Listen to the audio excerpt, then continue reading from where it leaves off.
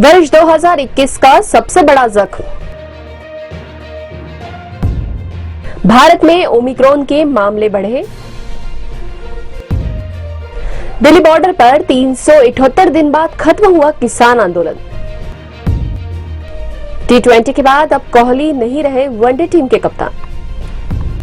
नमस्कार, वेब दुनिया के weekly programme news of the week में आपका स्वागत है। मैं रूपाली बर्वे और एक नजर डालेंगे सप्ताह भर की सुर्खियों पर कुछ अलग अंदाज में।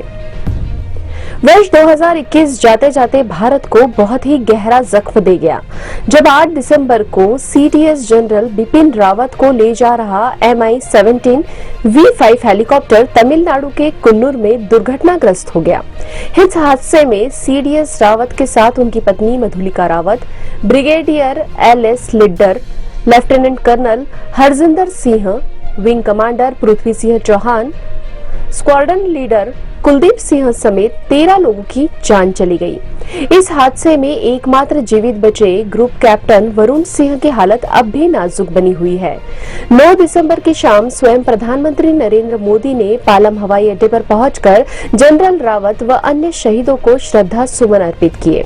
उन्होंने शहीदों के परिजन से मिलकर उन्हें सांत्वना दी। दूसरी ओर देशवासियों ने भी जनरल रावत की शहादत को जिस तरह सम्मान दिया वह अविस्मरणीय और ऐतिहासिक है। जनरल रावत व ब्रिगेडियर LS लिड्डर की अंतिम विदाई के समय हर किसी की आंखें नम हो गई। निसंदेह CDS रावत के शौर्य, दरियादिली, शालीनता, मिलनसारिता की कहानियां आगे भी सुनाई जाती रहेंगी, लेकिन देश ने जिस तरह से एक योद्धा खोया है उसकी पूर्ति होना मुश्किल है। भारत में कोरोना वायरस के नए वेरिएंट ओमिक्रॉन के मामले बढ़ते ही जा रहे हैं। महाराष्ट्र में 7 नए मामले के साथ ही भारत में ओमिक्रॉन संक्रमितों की संख्या बढ़कर 32 हो गई। भारत में ओमिक्रॉन के सबसे पहले मामले कर्नाटक में पिछले सप्ताह सामने आए थे। इनमें एक दक्षिण अफ्रीकी नागरिक था, जबकि दूसरा कर्नाटक का ही एक डॉक्टर था। इस डॉक्टर ने विदेश यात्रा भी नहीं की थी। गुजरात, राजस्थान और दिल्ली में भी नए वेरिएंट के संक्रमण के मामले सामने आ चुके हैं।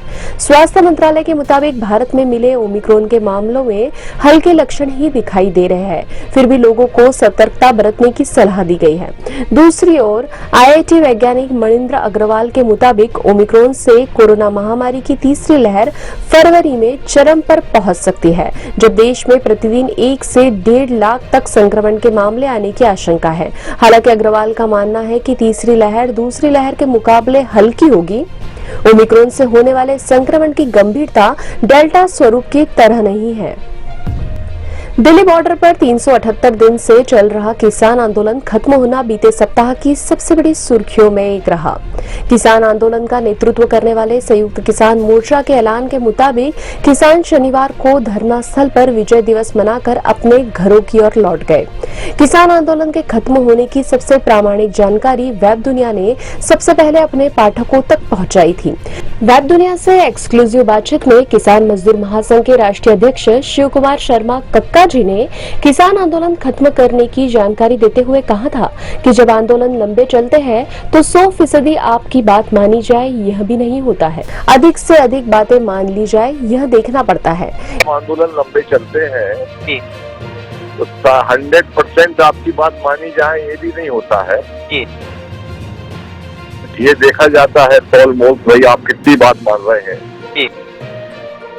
वो भी देखना पड़ता है।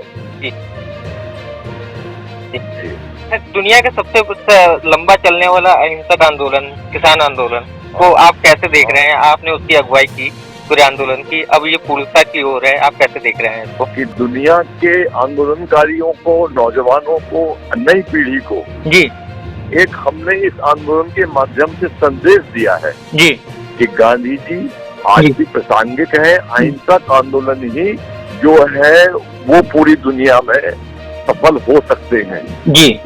ये संदेश इस आंदोलन से निकलना चाहिए, क्योंकि नई पीढ़ी गांधीवादी आंदोलनों को, अहिंसात्मक आंदोलनों को समझ नहीं पाती है। तो उसको समझने के लिए ये सबसे अच्छा आंदोलन है।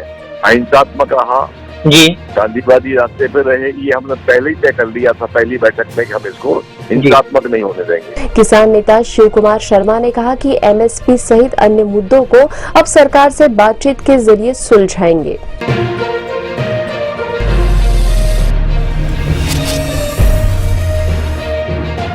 लंबे समय से विराट कोहली की वनडे कप्तानी को लेकर चल रही अफवाहों पर बीसीसीआई ने इस हफ्ते विराम लगा दिया और रोहित शर्मा को टीम इंडिया का नया वनडे कप्तान घोषित किया गया। बीसीसीआई के मुताबिक विराट कोहली को वनडे की कप्तानी छोड़ने के लिए 2 दिन का समय दिया गया था, लेकिन जब विराट कोहली की ओर से कोई जवाब नहीं आया तो उन्होंने दक्षिण अफ्रीका दौरे की टेस्ट टीम की घोषणा के साथ रोहित शर्मा को वनडे टीम का कप्तान नियुक्त करने की घोषणा की। विराट कोहली अब सिर्फ टेस्ट टीम के कप्तान हैं। टी20 टीम की कप्तानी छोड़ने का फैसला वे इस टी20 विश्व कप से पहले ही कर चुके थे। इसके अलावा रोहित शर्मा को टेस्ट की उप कप्तानी भी मिल गई है। विराट की कप्तानी को लेकर कई तरह के विवाद और बातें सुनने को मिल रही है। आने वाले दिनों में इस पर कई खुलासे बीसीसीआई कर सकता है। अब खबरें संक्षेप में। एशियाई चैंपियंस ट्रॉफी में भारतीय महिला हॉकी टीम की एक सदस्य कोरोना वायरस से संक्रमित, भारत टूर्नामेंट से हुआ बाहर। बच्चों को ऑनलाइन गेमिंग से खतरा, सरकार ने अभिभावकों और शिक्षकों के लिए जारी की एडवाइजरी। पीएम मोदी ने यूपी को दी सरयू नहर परियोजना की सौगात, 9 जिलों के 29 लाख किसानों को फायदा। ये थी वेब दुनिया की खास पेशकश न्यूज ऑफ द वीक। ये प्रोग्राम आपको कैसा लगा हमें जरूर बताइए। साथ ही वेब दुनिया चैनल को सब्सक्राइब करें ताकि लेटेस्ट वीडियो आप तक आसानी से पहुंच पाए। अगले सप्ताह की सुर्खियों के साथ फिर हाजिर होंगे। धन्यवाद। वेब दुनिया की सभी से अपील है कि भीड़ भाड़ से बचें, मास्क पहने व सैनिटाइजर का इस्तेमाल करें। साथ ही सोशल डिस्टेंसिंग का पूरा पालन करें।